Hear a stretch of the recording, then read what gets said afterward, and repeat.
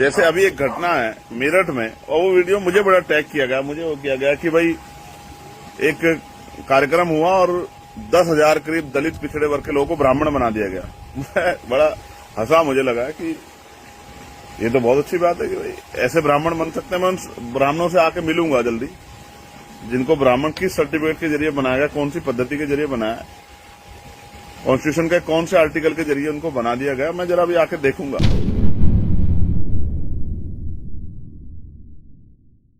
नमस्कार, मैं हूं साक्षी शर्मा। इस देश में अब पूजा पाठ और जनेऊ पहनने के लिए भी किसी नेता से परमिशन लेना होगा।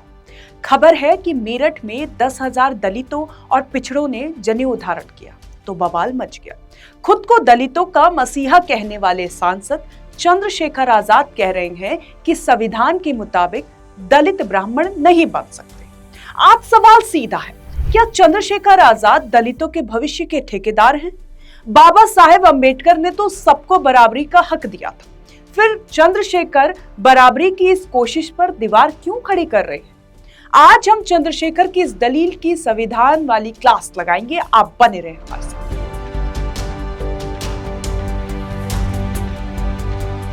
चंद्रशेखर जी, आप बार बार संविधान की दुआई देते हैं, लेकिन क्या आपने संविधान का अनुच्छेद 25 आर्टिकल 25 पढ़ा है? ये अनुच्छेद हर भारतीय को अधिकार देता है कि वे अपनी पसंद के धर्म को माने, उसका आचरण करें और प्रचार करें। जैसे अभी एक घटना है मेरठ में, और वो वीडियो मुझे बड़ा टैग किया गया, मुझे वो किया गया कि भाई एक कार्यक्रम हुआ और 10,000 करीब दलित पिछड़े वर्ग के लोगों को ब्राह्मण बना दिया गया। मैं बड़ा हंसा, मुझे लगा कि ये तो बहुत अच्छी बात है कि भाई ऐसे ब्राह्मण बन सकते हैं। मैं उन ब्राह्मणों से आके मिलूंगा जल्दी, जिनको ब्राह्मण किस सर्टिफिकेट के जरिए बनाया गया, कौन सी पद्धति के जरिए बनाया, कॉन्स्टिट्यूशन के कौन से आर्टिकल के जरिए उनको बना दिया गया, मैं जरा भी आके देखूंगा कि जिनको जनेऊ धारण करके ब्राह्मण बना दिया गया है। ये बड़ा मेरे लिए हास्यास्पद था कि भाई क्या ऐसा संभव है जो काम बाबा साहब अम्बेडकर नहीं कर पाया, जो भारतीय संविधान नहीं कर पाया।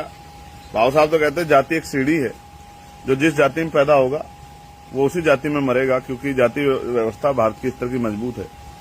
अब सवाल नंबर 1 है आपसे, अगर कोई दलित अपनी मर्जी से सनातन परंपरा अपनाकर जनेऊ पहन रहा है तो आपको दर्द क्यों हो रहा है? क्या आपकी राजनीति केवल भेदभाव को जीवित रखने पर टिकी है? सवाल दूसरा है, बाबा साहेब ने जाति की दीवारें गिराने की बात की थी।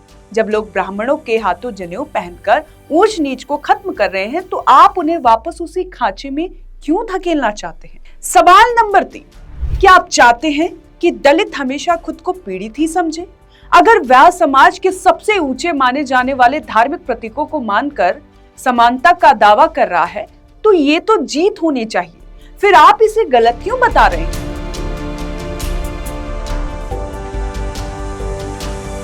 अब आते हैं उस दावे पर कि संविधान के अनुसार दलित ब्राह्मण नहीं बन सकते।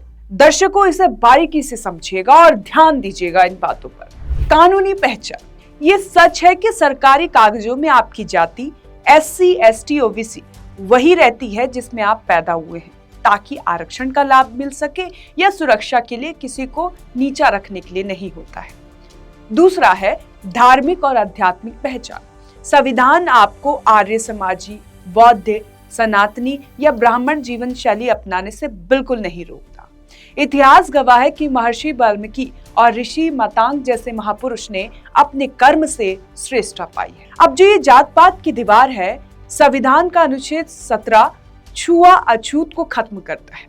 जब समाज खुद आगे बढ़कर गले मिल रहा है, जनेऊ पहन रहा है, तो कोई नेता संविधान का हवाला देकर ये कैसे कह सकता है कि आप नहीं बन सकते? क्या ये संविधान का अपमान नहीं है?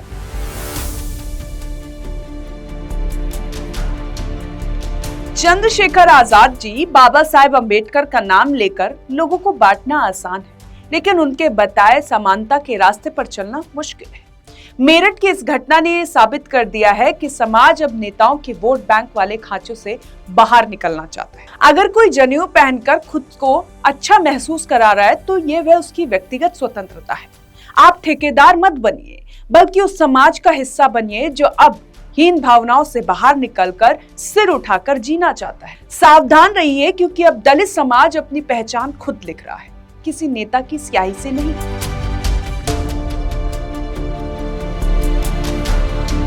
अब सवाल बड़ा है कि क्या कोई जात पात की दीवार गिरा सकता है? हाँ बिल्कुल। सामाजिक तौर पर कोई भी व्यक्ति किसी भी समुदाय की परंपराएं अपना सकता है। भारतीय कानून इंटरकास्ट और इंटरकास्ट मैरिज को बढ़ावा देता है। जनेऊ पहनना एक सांस्कृतिक सुधार की प्रक्रिया मानी जाती है, जिसे समाज सुधारक स्वामी दयानंद सरस्वती ने भी पुरजोर समर्थन दिया था। चंद्रशेखर की दलील क्यों कमजोर है? उनका तर्क राजनीतिक है।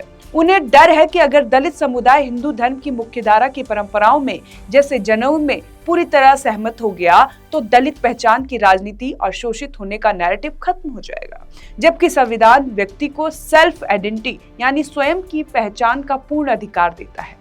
अब आपको इस पूरी खबर के मायने बताते हैं। अब समझिए, सांसद चंद्रशेखर आजाद क्यों भड़के हुए हैं। 2024 में नगीना जीतने के बाद चंद्रशेखर खुद को मायावती का उत्तराधिकारी मान रहे हैं। उनकी राजनीति दलित अस्मिता और भेदभाव के नैरेटिव पर टिकी है। अगर दलित समाज जनेऊ पहनकर मुख्यधारा के हिंदू समाज में एडजस्ट हो गया तो चंद्रशेखर का शोषक वर्सेस शोषित वाला चुनावी कार्ड फेल हो जाएगा। उनकी क्लास लगाने का मतलब यही है कि वो नहीं चाहते कि दलित वर्ग अपनी अलग राजनीतिक पहचान छोड़कर सनातनी पहचान में विलीन हो। 2027 में गैर जाटव, दलित और अति पिछड़ा यानी ओबीसी तय करने के 2027 में गैर जाटव, दलित और अति पिछड़ा यानी ओबीसी तय करेंगे कि लखनऊ की गद्दी पर कौन बैठेगा। हम सब हिंदू, परंपराएं सबकी है और मेरठ की घटना इसी का एक हिस्सा है। संविधान खतरे में है, आरक्षण खत्म हो जाएगा।